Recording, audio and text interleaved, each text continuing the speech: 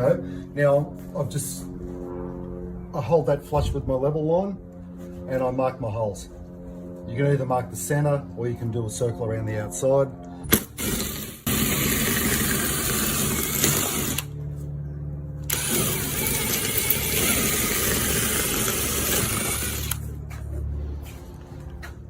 Ledger brackets already assembled and ready to go back and go into our holes that we've already pre-drilled. So basically it's just a matter of sliding. Now the bracket's been pushed into the block before core fill.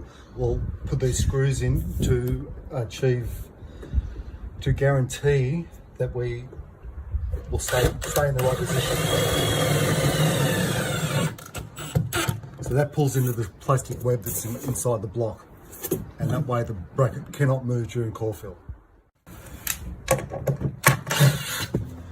Okay, my timber's up in the ledger brackets. Now I've got it to the right height, and what I'm going to do is put a couple of temporary screws in. Well, they can stay in there full time. Into the web of the plastic web inside the block, and that way. Now all I have to do is install my bolts into the ledger bracket. So I get my template and I put my template into the slots with these two.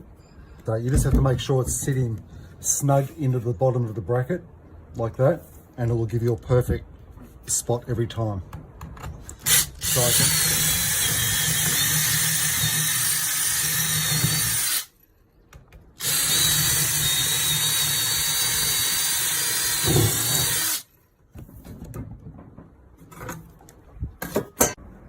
have my pilot holes now. I'm going to drill the half-inch.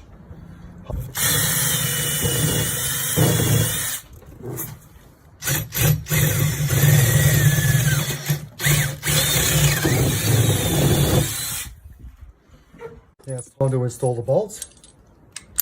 Put it into an impact wrench with a socket. This is very easy. Pulls in nice and tight. Bolts and washers are provided.